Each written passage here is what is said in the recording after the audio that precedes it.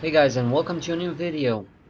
Now I've been promising a game of Clan Wars, actually more game of Clan Wars, and I'll show you one that I actually led and I really liked. Um, but before I do that, I want to talk about individual missions. Now there are gonna be some missions that you're gonna do, and you're gonna get some tanks for them. You can find out more on For the Record blog. I think if you do a search in there, you're gonna find some info on them. That's where I got my info from. You can find the link in the description. Okay, so there there was a mission, and you would have gotten like object 260, I think it's called. It's something like nice 7.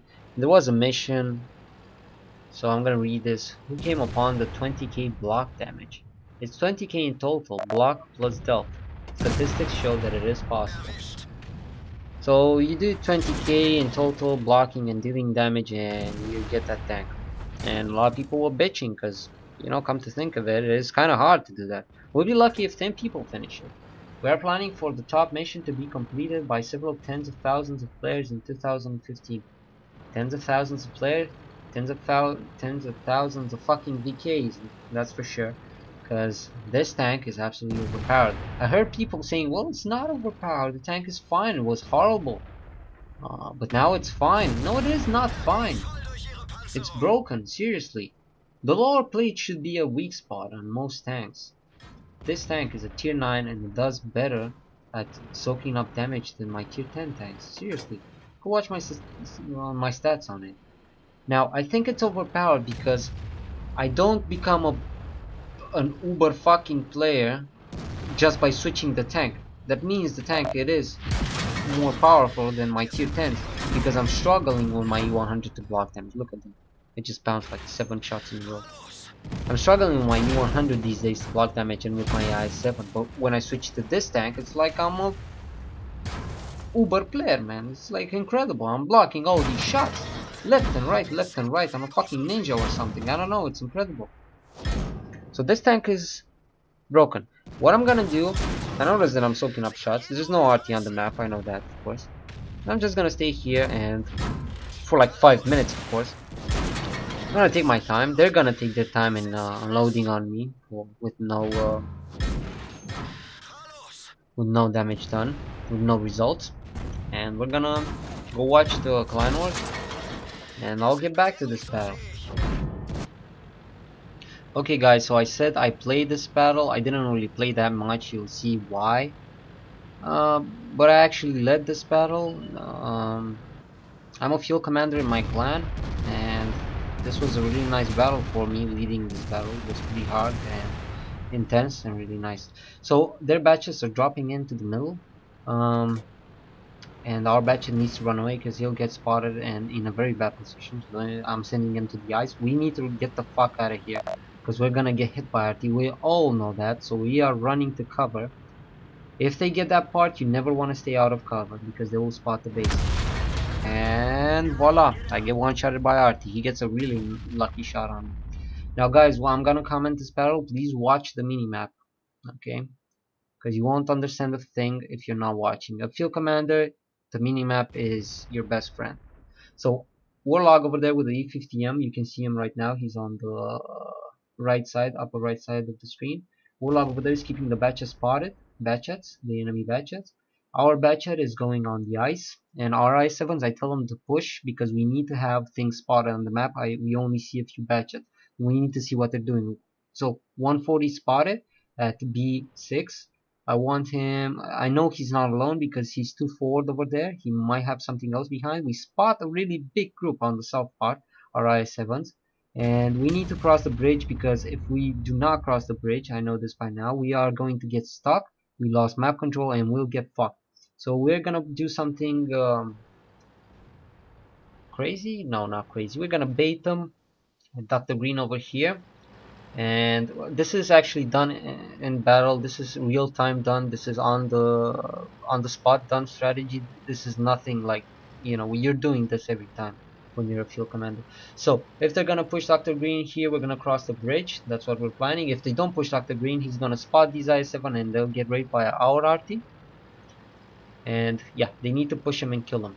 And our tanks, the other I7, I'm telling you to back off, just to give the enemy I7s, you know, to make them more brave and killing our I7.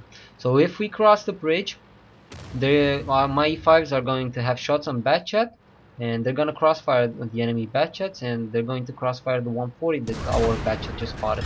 And they're pushing my I7, and E5s are already on the bridge crossing. Pretty good coordination on the team. E50M on the middle is still keeping those Batchats spotted, which is good.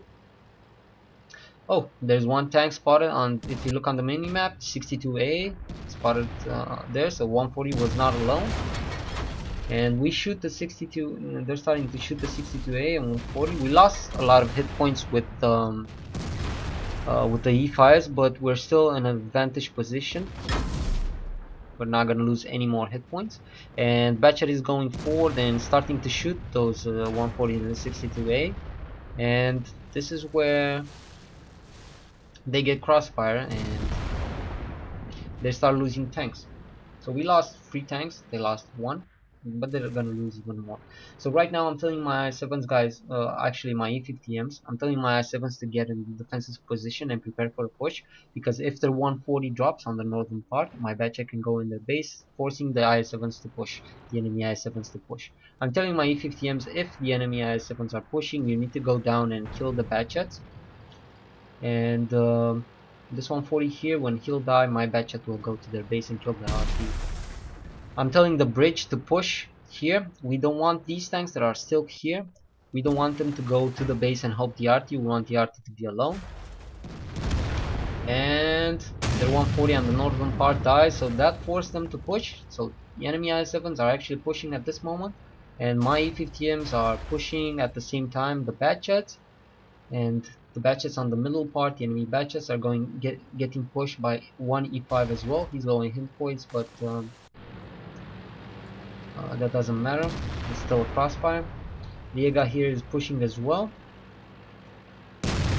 I'm pretty sure they're going to kill my I7s, but that doesn't really matter because we're taking their base. And it's gonna take a pretty long time to kill our I7s. So my I7s are actually doing a very good job focus firing. The enemy team are focus firing as well. And Batchats are kind of dying.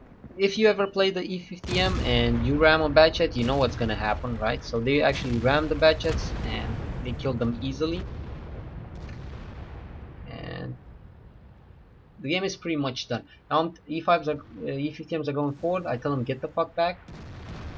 I7s, they might push you, and this is another crossfire. So we did a lot of crossfiring in this game. This is another crossfire. If they push our E50Ms, we have E5s. If you look on the mini map, they're getting into their positions. So if you push the I7s in this swamp over here, they're gonna be very slow, and our E5s up there are going to kill these I7s. So the I7s are actually pushing down, and my E5s are shooting them. You're gonna see some nice team play from my E50Ms.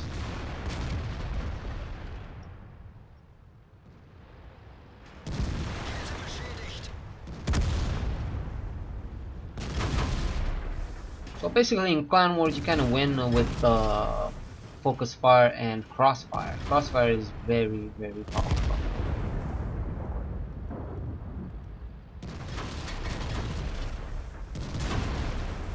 Basically when you have one of your tank on their cap, you force them to push and do stupid stuff. That's how you win a lot of games. If you put enough pressure on them, they kind of break and they start doing crazy stuff. We kind of broke them when killing those 2 mediums in the north. That forced them to push with the I7, which was not really good for them. Really nice game. I really love this game. Leading this battle was really nice. Really nice strategies did on the move. Hope you liked it as much as I like playing this game. So back to our VK game. This is actually fast forward, so you don't get bored.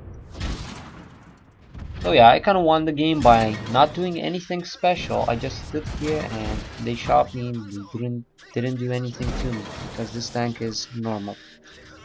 I really think it's ruining the game. Every time I play it, I kind of feel I'm cheating. Everyone's trying to shoot my lower plate and they're bouncing even Yak Panzer P30 with gold ammo. And the only thing I'm afraid of is the FV, you know, the British tank destroyer when he's loading test shells, because you never bounce those. But yeah, one thing I want to say, guys, I'm really sorry if I'm messing up words sometimes, or sometimes I think you can't really understand me that well. It's because I'm thinking much faster than I can talk in English, and when I'm commenting, I'm really trying to explain to you what I'm thinking at that point in battle, and there's a lot of things going through my mind when I'm taking everything in you know, consideration, if I can push that back. So about this game with the VK, which I didn't do anything.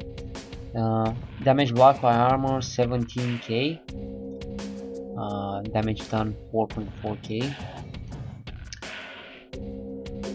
From the bottom to the T20 prototype, including the Löwe, the VK 4502P, I kinda held those guys, all of them.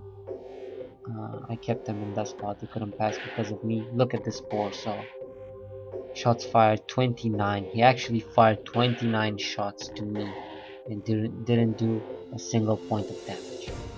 So guys, I hope you enjoyed this video. If you want to see this battle with the VK, check the description. The link is there to the replay. You can download it and play it.